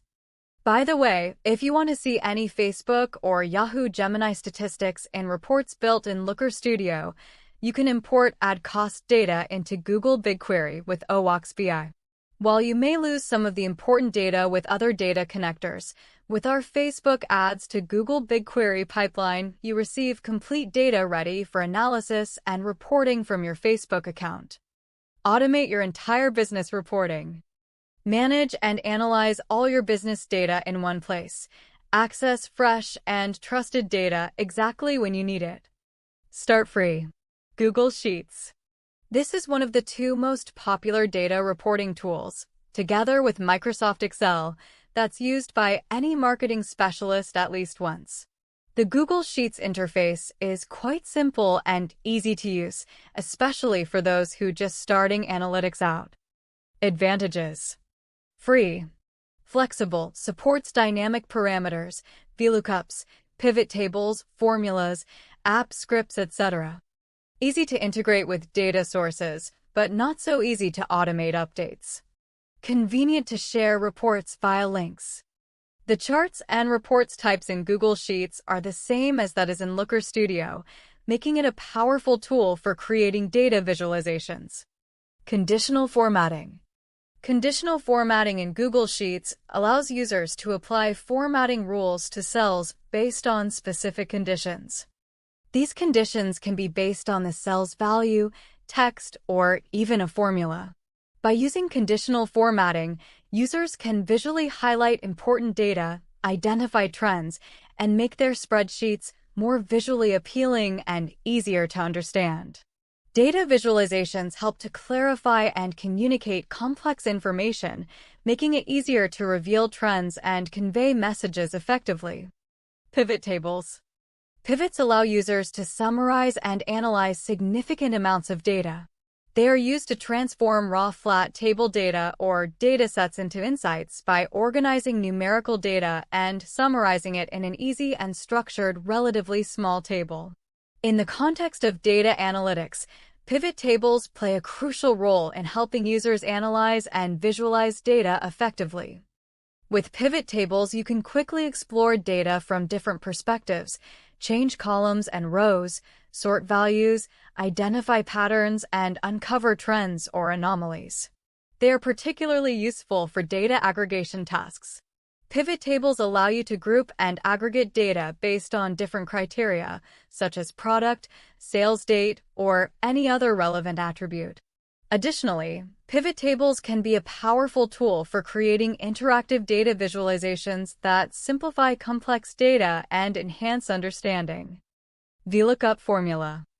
VLOOKUP is a function in Google Sheets that stands for vertical lookup. It is used to search for a specific value in the leftmost column of a range of cells, and then return a corresponding value from a different column in the same row. VLOOKUP is commonly used to find and retrieve a hierarchical data from large datasets or tables. Imagine having a list of products and their corresponding prices. You can use VLOOKUP to search for a specific product name in the leftmost column and then retrieve the price of that product from a different column in the same row. This can be useful for tasks such as pricing analysis and creating data visualizations. BigQuery, Google Sheets. If you want to get data from BigQuery to visualized in Google Sheets, there is a Google Sheets extension that allows you to query data directly from Google BigQuery and build reports based on the imported data. There are multiple data visualization methods that can be utilized to present the data effectively, ranging from charts and graphs to more complex visual representations.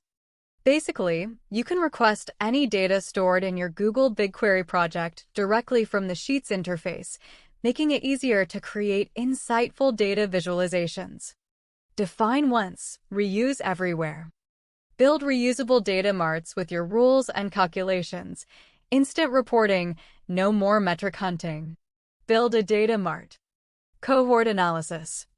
Last but not least, we wanted to share with you one of our favorite reports for Google Sheets, the Cohort Analysis Report. Cohort analysis is a powerful analytical technique used to understand the behavior and common details of a specific group of individuals over time. Data visualization helps to clarify and communicate complex information, making it easier to understand customer behavior through cohort analysis. It involves dividing a larger audience into smaller groups or cohorts based on a common characteristic or event. These cohorts are then analyzed to identify patterns and trends that can help businesses make informed decisions and improve their strategies. The most common case of cohort analysis in marketing is to track the behavior of customers who made their first purchase in a particular month.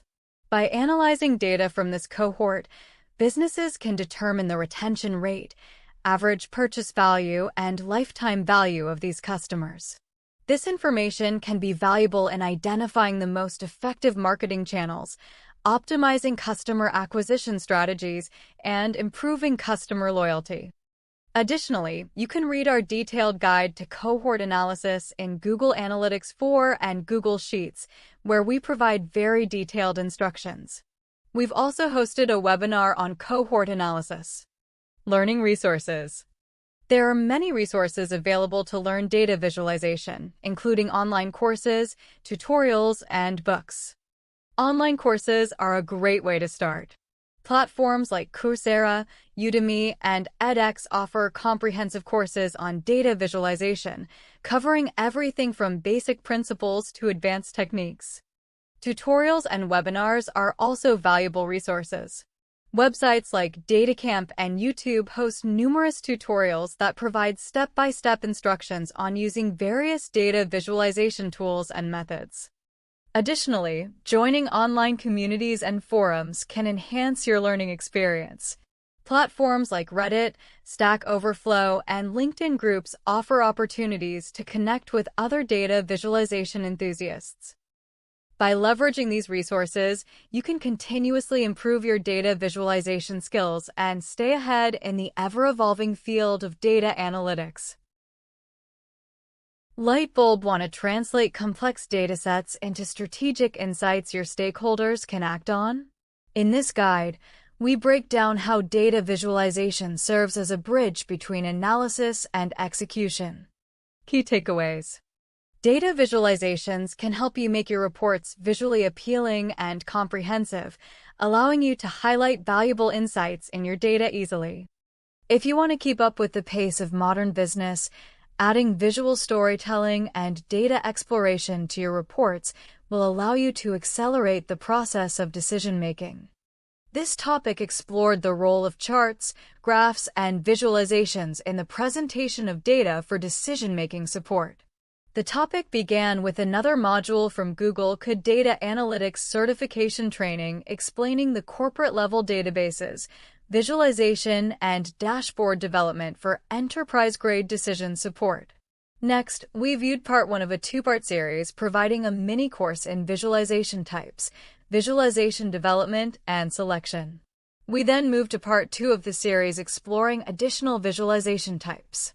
The topic concluded with a presentation of the choices that create both good and bad visualizations and objectives to consider in producing successful visualizations for decision-making support.